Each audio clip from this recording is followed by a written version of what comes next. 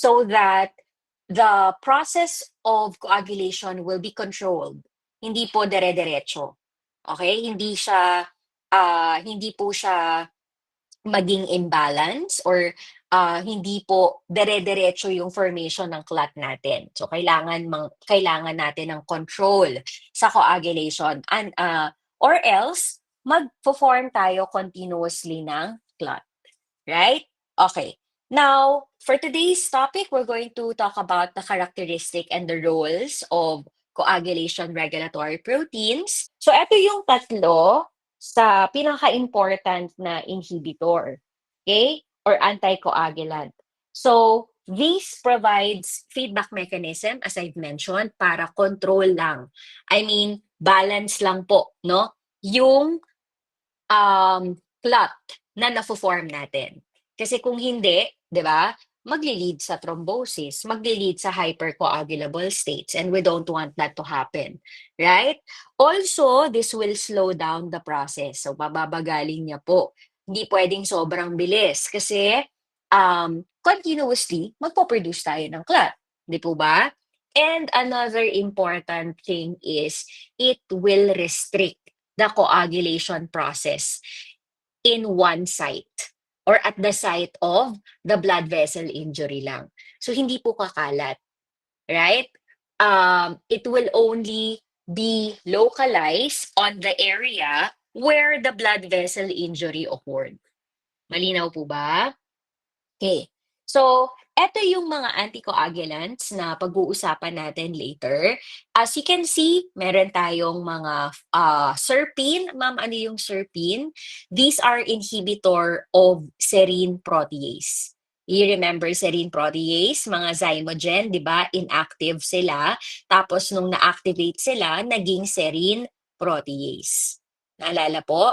So, ang serpin, ito po ay inhibitor ng mga serine protease. So malalaman niyo later ano-ano yung mga ini-inhibit nitong mga anticoagulant na to. Okay? So let us start with the tissue factor inhibitor. Okay, so I will simplify the topic kasi yung iba dito self-explanatory naman na katulad ng kung saan sila galing, kung saan sila na-store. So what I would be focusing into right now sa discussion natin, ano yung mga ini-inhibit nila? Puwede po ba 'yun? Kasi yung mga ano naman, halimbawa, primarily synthesized in the endothelial cell, that's self-explanatory naman. You can see it naman here in the presentation. What I would be focusing and emphasizing today is what are the targets, ano yung mga target na protein, and paano nangyayari yung binding. Okay? So, let's start with your TFPI or tissue factor pathway inhibitor. Tandaan nyo, dalawa ang binding procedure nito or dalawa ang steps ng binding. First, magbabind muna po siya kay factor 10. Okay? So magtataka kayo, saan ang galing ang factor 10? Kasi pangalawang binding niya sa 7A at tissue factor. So kung i-imagine nyo yung coagulation pathway, meron tayong tatlong pathway. Extrinsic, intrinsic, and common. Correct? So, ang nangyari dito is nauna niya munang mag-bind or nauna muna siyang nag-bind kay factor 10. So, saan nanggaling yung 10A? Do'n muna sa intrinsic. 'Di ba? Remember, your intrinsic and extrinsic pathway can activate factor 10 to 10A sa common pathway. Naalala niyo yon? So, pag may 10A na mula sa activation ng intrinsic pathway, tsaka pa lang po mag-e-engage. Okay? Tsaka pa lang mag-e-engage, tsaka pa lang po mag-i-start ang TFPI. So, it will bind to your factor 10A. By the way, pag nag-bind na sila kay factor 10A, mai-inhibit na si 10A. Malinaw po ba? Okay. Pangalawa, second binding po niya kasi meron siyang dalawang domain eh. Okay. Magbabind naman po siya naalala niyo yung extrinsic kinase? Extrinsic kinase is made up of 7A, tissue factor, calcium, and phospholipid complex. So, dito naman siya magbabind kay extrinsic kinase. Now, since nagbind na po siya kay extrinsic kinase, lahat ng i-activate ni extrinsic kinase, ma-i-inactivate niya na rin. 'Di ba? Ano ba yung mga ina-activate ng extrinsic kinase? Ayan. 'Di ba si factor 10 to factor 10A? Tapos 'di ba sa intrinsic, ina-activate din na extrinsic kinase si factor 9 to 9A? O di ayan, inactivated din. Pareho si factor 10 and 9A. Nakuha po ba? Kuha? So, yung quaternary complex na yan, so it is formed so that further, kasi na-inactivate na natin si factor 10A kanina, di ba? Sa first binding, no nag-bind si TFTI at saka si factor 10A, di ba? Na-inhibit na natin si factor 10A nun, mai-inhibit palalo sa second binding. Kasi, etong extrinsic kinase na to, which is your TF, and your 7A, which is your extrinsic factor. Remember, ayan, di ba ini-inactivate niya ang factor 10 to 10A? So, syempre, pag na-inhibit na niya ang extrinsic kinase, mai-inhibit mas lalo yung factor 10. Naintindihan? So, it will further inhibit factor 10A activation. And of course, kasama ang 9A dahil dun sa second binding. Nakuha po ba yon? Tissue factor pathway inhibitor. Okay, I repeat.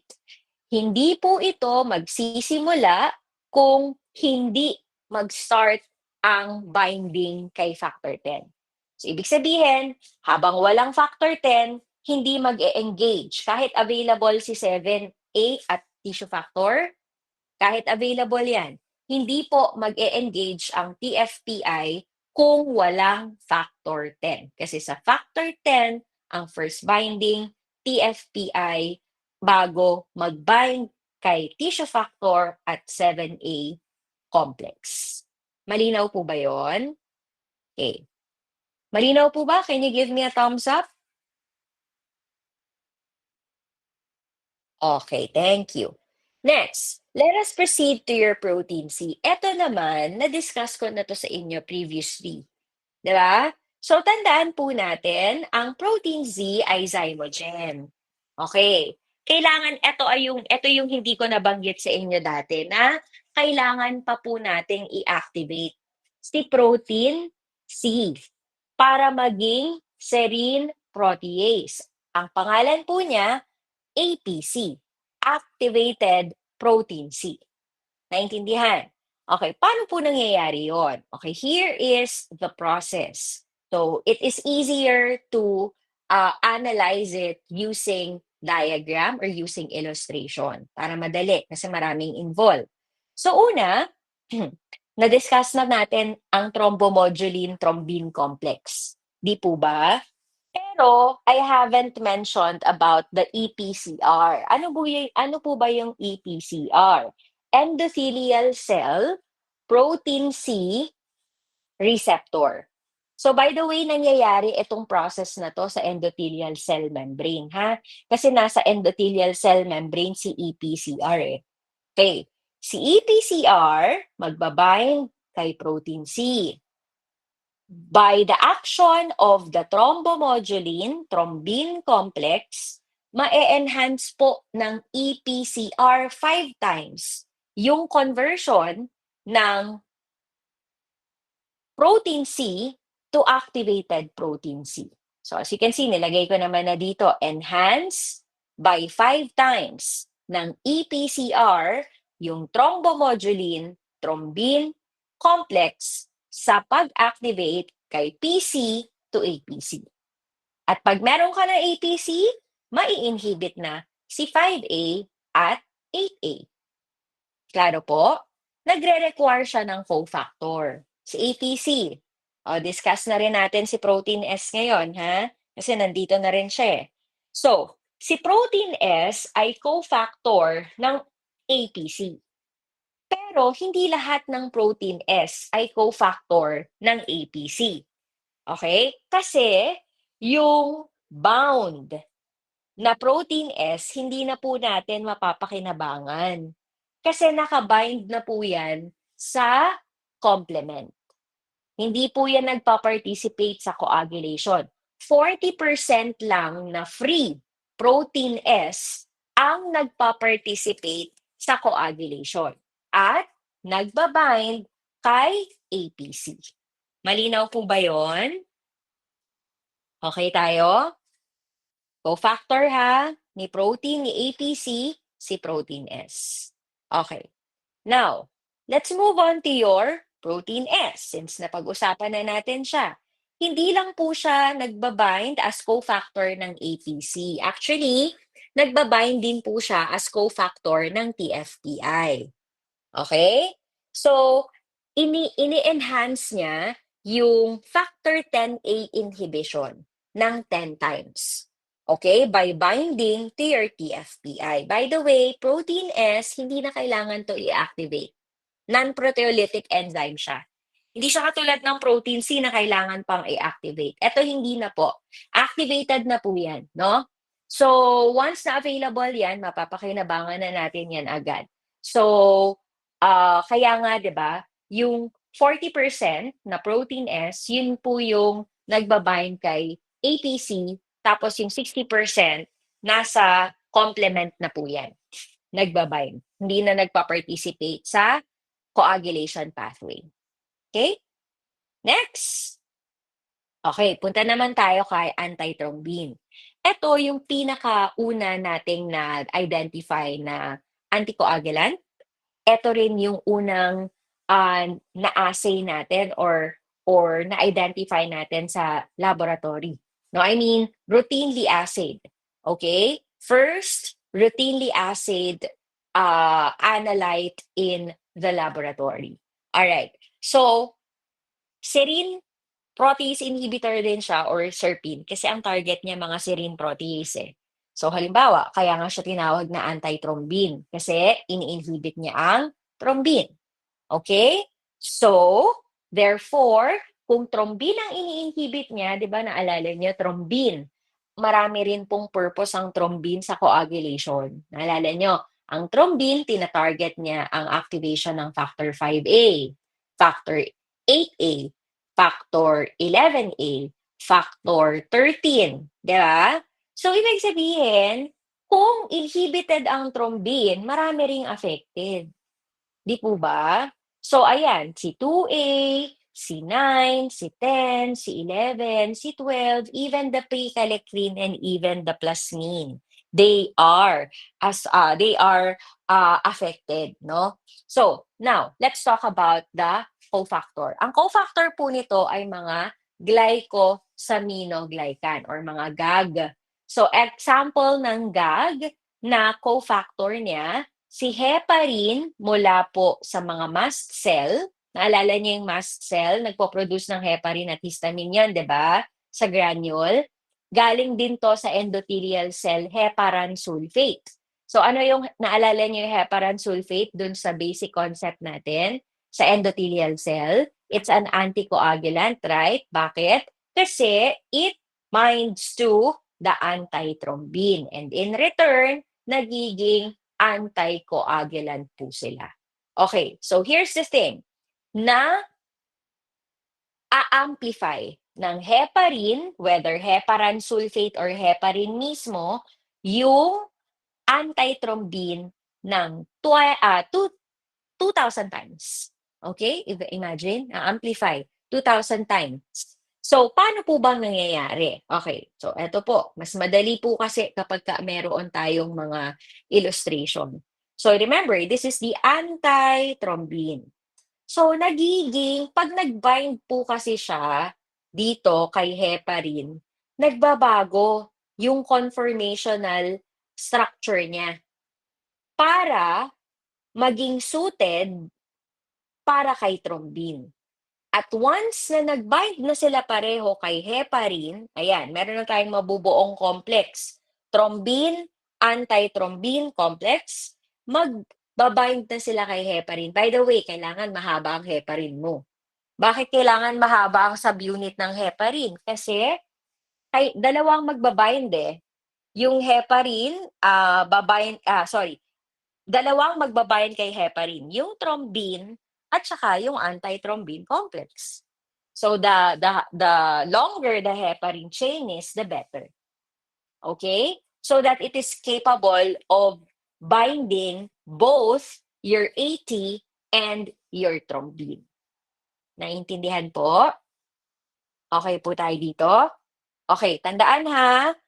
Ulitin ko, yung inhibitory activity ng antithrombin, nakadepende yan sa length ng heparin chain. Kung masyadong maikli, hindi po ganon ka-effective ang antithrombin. So, kailangan more than 17 saccharide unit ang heparin mo so that it may be effective.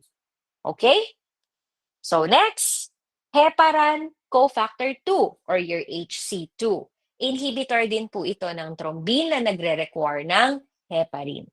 Next, protein C inhibitor. Protein C inhibitor, this is also capable of targeting the thrombin. Bakit? Kasi po, ang APC, di ba, associated yan or na-activate yan via thrombin thrombomodulin complex. So, affected din po pati si thrombin dito. Okay? Even the factor 10, factor 11, and even the urokinase. Urokinase is activator of the plasminogen. Okay? And plasminogen, magiging plasmin para ma-activate natin ang fibrinolysis. So, ibig sabihin, ang protein C inhibitor, maraming purpose yan. Una, by the way, kailangan din po nito ng heparin. Okay? So, anticoagulant po siya kasi ini-inhibit niya ang thrombin. Okay? Tina-target niya ang thrombin. Procoagulant siya. Bakit? Kasi ini-inhibit niya naman ang APC. 'Di ba? Ang APC is an anticoagulant. So, if the anticoagulant is inhibited, then that protein will be a procoagulant. 'Di ba? Kung ini-inhibit mo yung nag-i-inhibit sa coagulation o di kakampi ka ng coagulation, you're a procoagulant. Right? And ini-inhibit niya naman ang fibrinolysis. Bakit? Kasi ayan o, 'di ba? Ini-inhibit niya ang urokinase. So kung inhibited ang urokinase na nag-activate sa fibrinolysis o di-inhibited ang fibrinolysis, so fibrinolytic inhibitor siya. Malinaw tayo sa protein C inhibitor? Okay. Next, ito, isi-simplify ko ang ZPI para sa inyo. Ang ZPI, target niya ang 10 at 11A. Pero kakailanganin niya ng cofactors. So, ZPI will bind as to your protein Z. Your protein Z will act as cofactor, enhancing the activity to 2,000 times para ma-inhibit si factor 10A. Pero, dahil protein Z is vitamin K dependent, naalala ninyo, kasama ang protein C, si protein Z ay vitamin K dependent. So, ibig sabihin, magre-require siya nito, calcium at phospholipid, para ma-inhibit si factor 10. Pero, kung 11A naman ang target, heparin ang kailangan niya. So, heparin will enhance the action of the ZPI 2 times. Okay? And it will inhibit factor 11A. This time, hindi naman na niya kailangan ng calcium at phospholipid kasi heparin naman is not vitamin K dependent. Okay po tayo dito? Targets 10 and 11A. Are we clear? May tanong po tayo sa mga coagulation regulatory mechanism. Before we proceed, okay, fibrinolysis na po ang next topic natin. May tanong po ba, clarification, or question? You tell me right now para ma-address na po natin. Alright, so far, okay, wala. Sigurado kayo ha, Saturday na exam ninyo. Okay, now let's move on to fibrinolysis. Ito naman, simple lang ang fibrinolysis. Mabilis lang to nangyayari. Okay? Isa lang ang kailangan natin dito, plasmin. Okay? Plasmin. But here's the thing. Okay, so imagine this is the fibrin. Ma'am, during the fibrin formation po ba, na-stabilize na po siya ng factor 13, na-convert na po siya from fibrinogen to fibrin.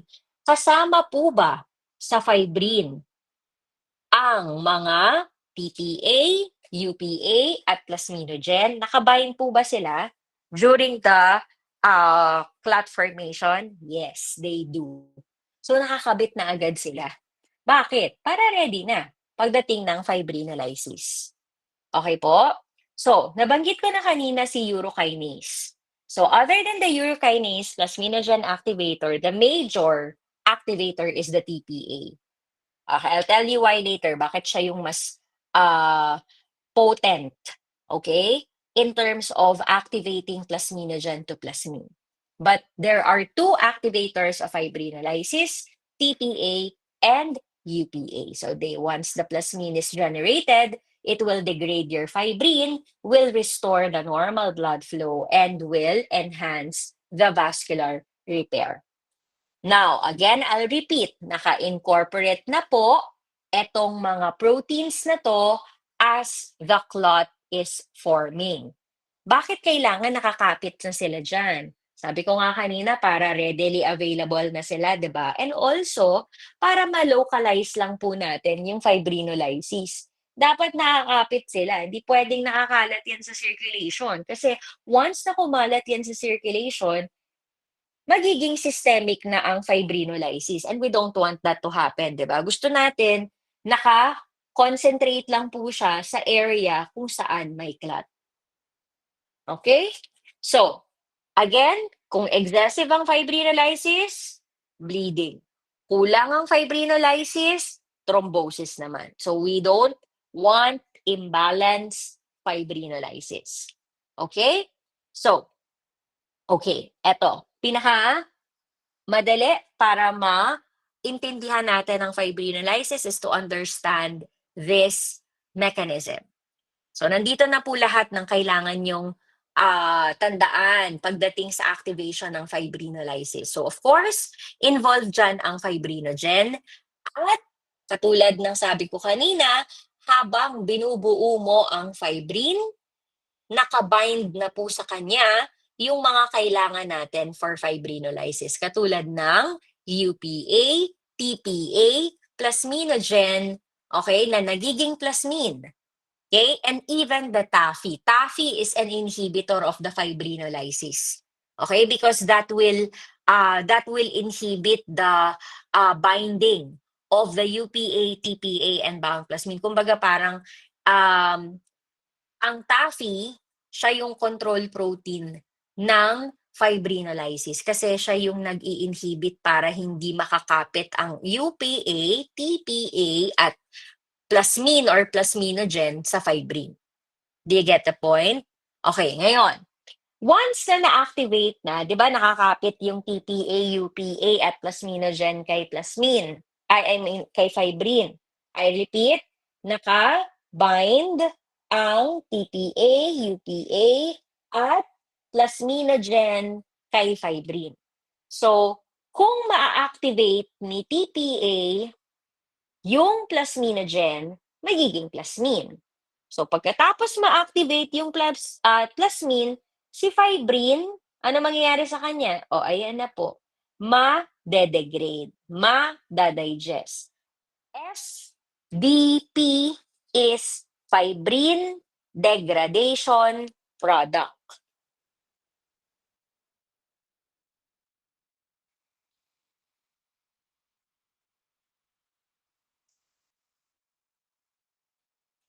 So, ito yung mga example. Fragment X, fragment Y, fragment D, fragment E, D-dimer.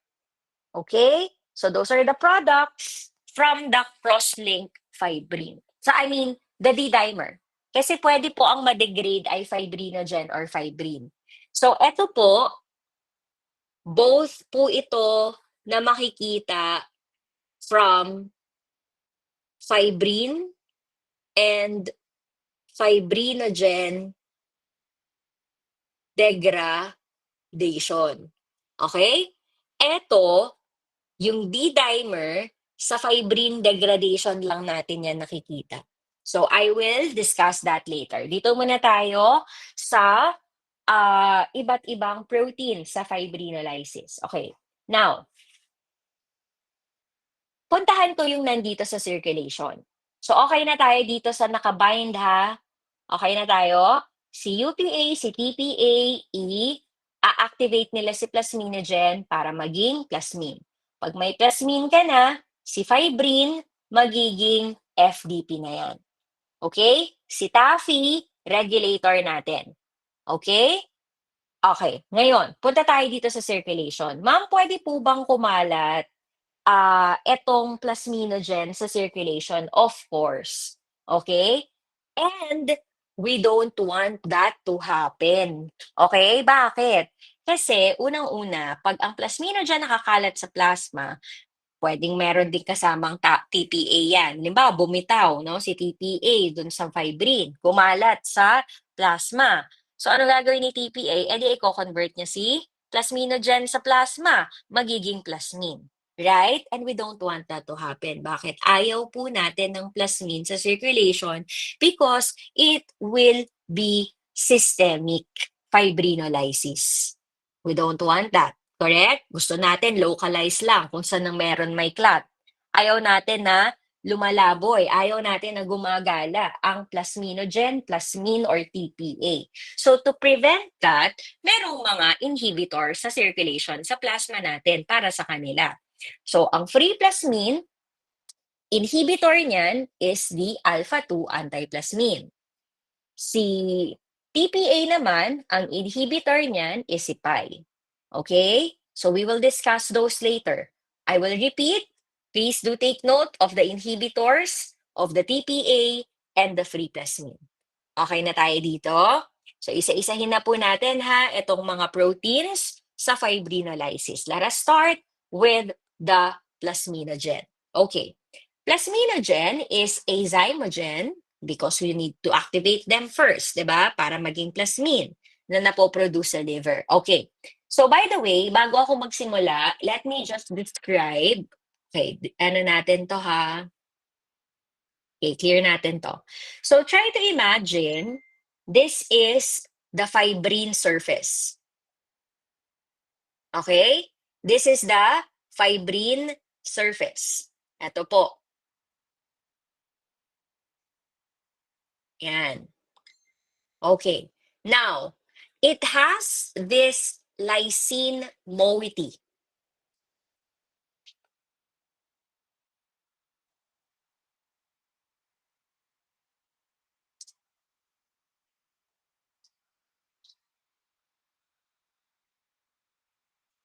Where, no, this is the TPA.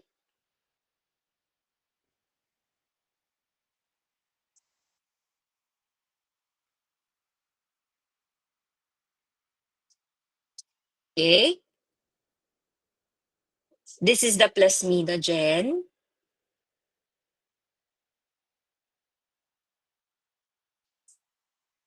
This is the plasmin. Okay? Ito po, ang tawag natin dito, di ba parang may paa siya, right? Ang tawag natin dyan ay kringle. So, it is a loop which will enable your TPA, plasminogen, plasmin to bind to the lysine moiety of the fibrin molecule.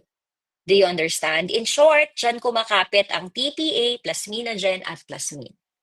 Klaro po ba? Okay, so ibig sabihin, the more kringle they have, the better binding they may have. Naintindihan po ba?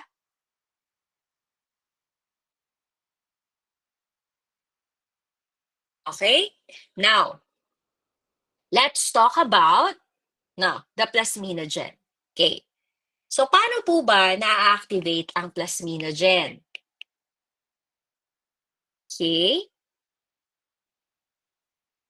Ay, sorry. Burahin muna natin to para mas madali. Okay. So, try to imagine you have the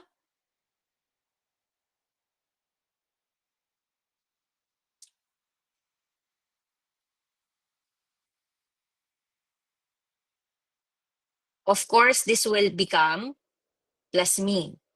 So, sa 561st position na amino acid, referring to the amino acid specifically, this is the arginine amino acid, and 562nd amino acid, which in that case, that's valine. This is where, okay, your TPA or UPA cleave your plasminogen. Do you understand? Diyan po kinikleave para si plasminogen maging plasmine. Naintindihan po? Okay, ngayon, once you have the plasmine, this now will degrade, fibrin naman. Okay po? Fibrin. Ay, sorry. Gawin natin. Okay. This will now degrade fibrin to fibrin degradation product.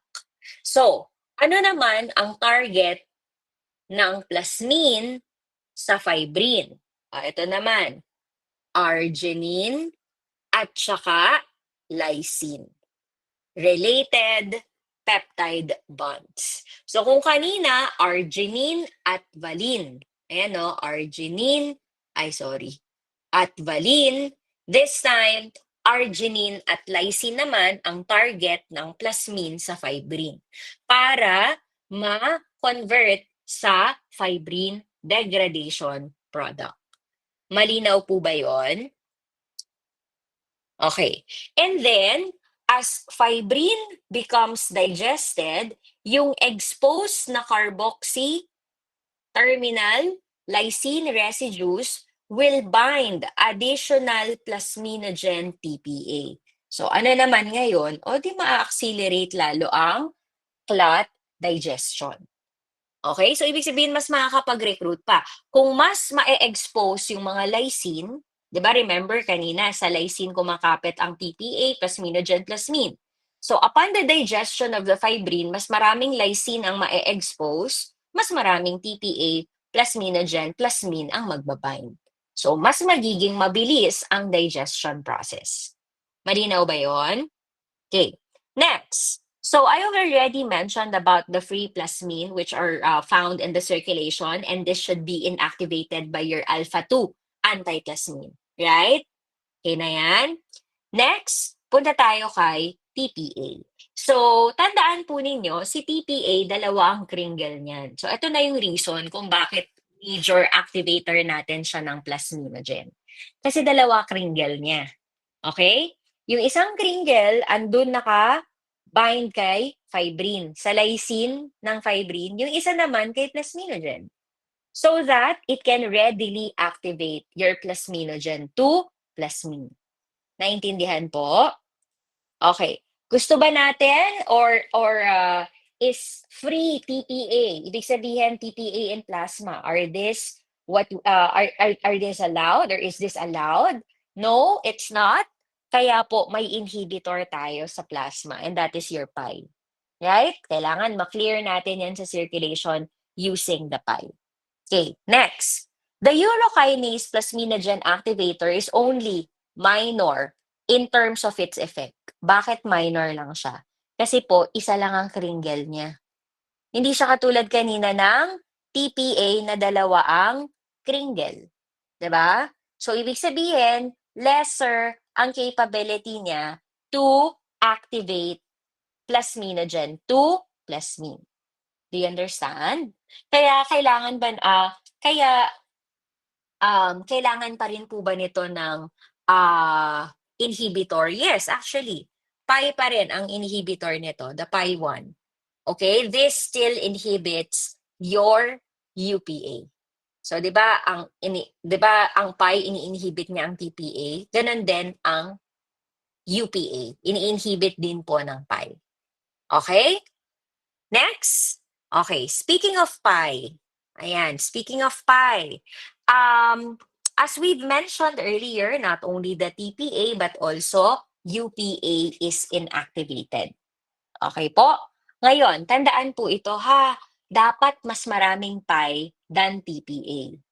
Alright? Dapat mas marami ang pi sa circulation than the TPA. Bakit? Kasi kung mas marami ang TPA, of course, meron at meron pa ring maa-activate na plasminogen to plasmin in the plasma. Correct? So dapat lang na mas marami ang pi 1 para hindi po ma-activate ang plasminogen to plasmin sa plasma using the TPA. Kailan po mas dumadami ang TPA kesa sa pi 1? This is only at times that you need to activate or initiate the fibrinolysis. Okay? So nangyayari lang po ito na mas marami ang TPA kumpara sa pi kapag mag-i-initiate ang fibrinolysis.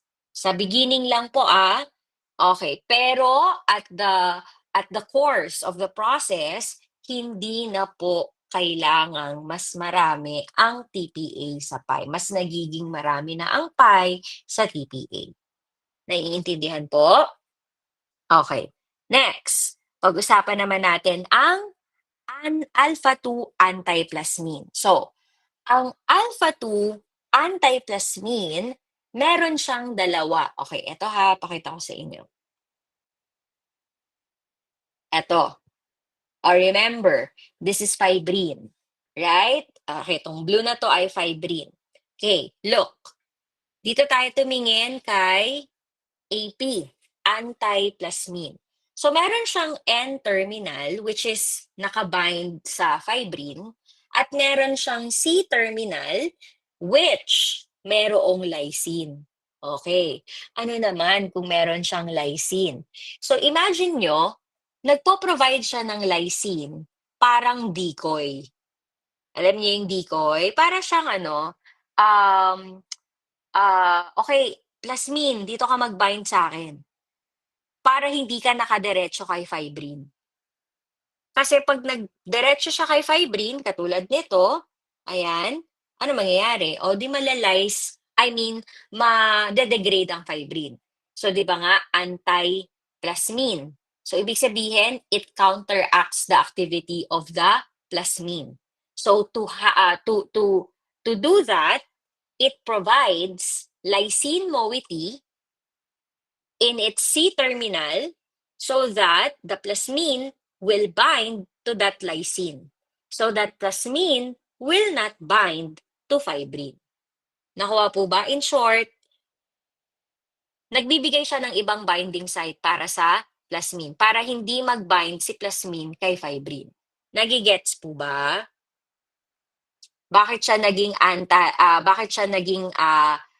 control protein ng fibrinolysis?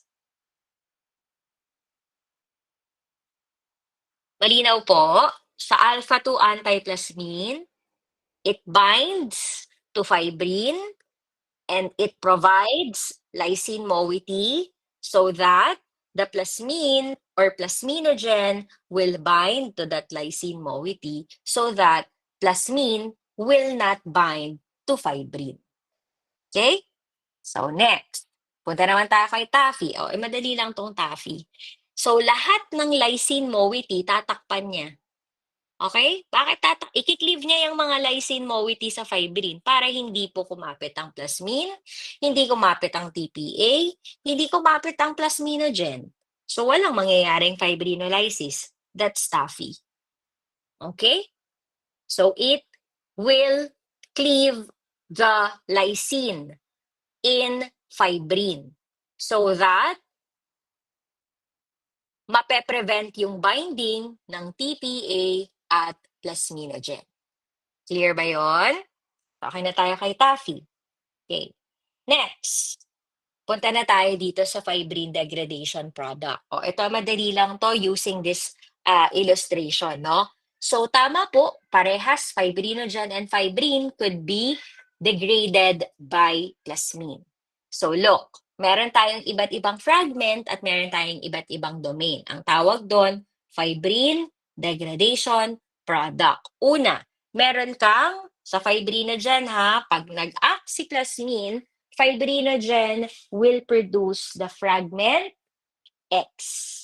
So, ang fragment X, meron kang dalawang D domain at central E domain.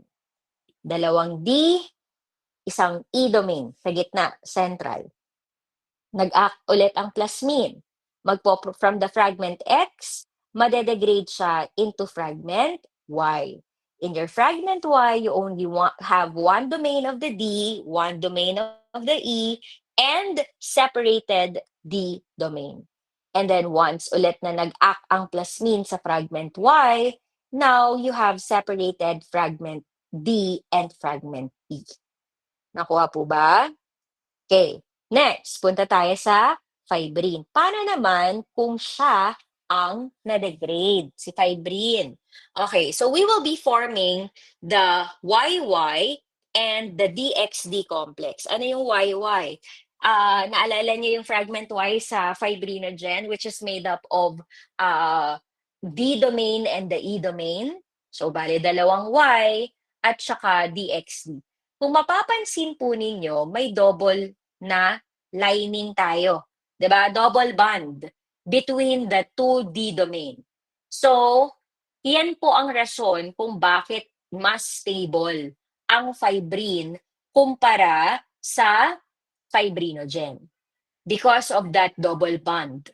Okay? Malinaw po ba? Stabilized. That's the reason why it's more stable. No, fibrine is more stable than fibrinogen. All right. Ngayon, ang nangyari is yung YY and DXD complex will be further digested by the plasmine, forming the DED complex. So you have two Ds with two double link, okay? And an E domain. And then, fragment E, and etong dalawang D na merong dalawang linkage, ang tawag dyan ay D-dimer. As I've mentioned earlier, ang D-dimer ay product lang po ng fibrine degradation. Ginagamit po nating marker yan na nangyari na ang thrombosis at nangyari ang fibrinolysis. Kasi kung walang D-dimer, ibig sabihin, walang nangyaring clot formation kasi walang nangyaring production ng fibrin. So, ibig sabihin, kung walang fibrin, walang fibrinolysis. Kaya kapag merong D-dimer, nangyari ang thrombosis or clot formation, nangyari ang fibrinolysis. Okay po tayo? So, ito po yung description kanina ng mga fragment X at fragment Y. Yan.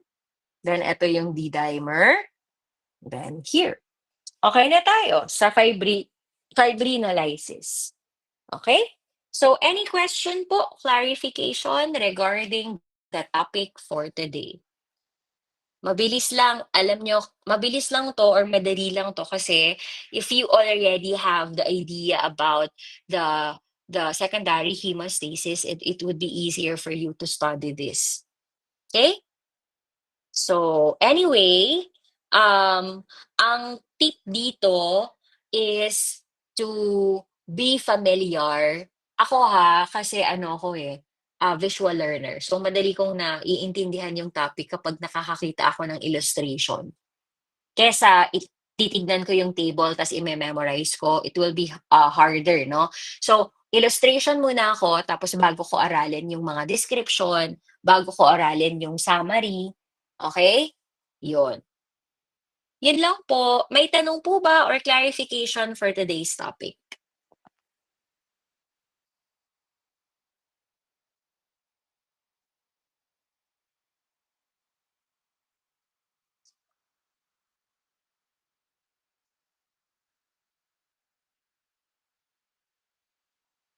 Okay, so dahil may time pa naman, Laras,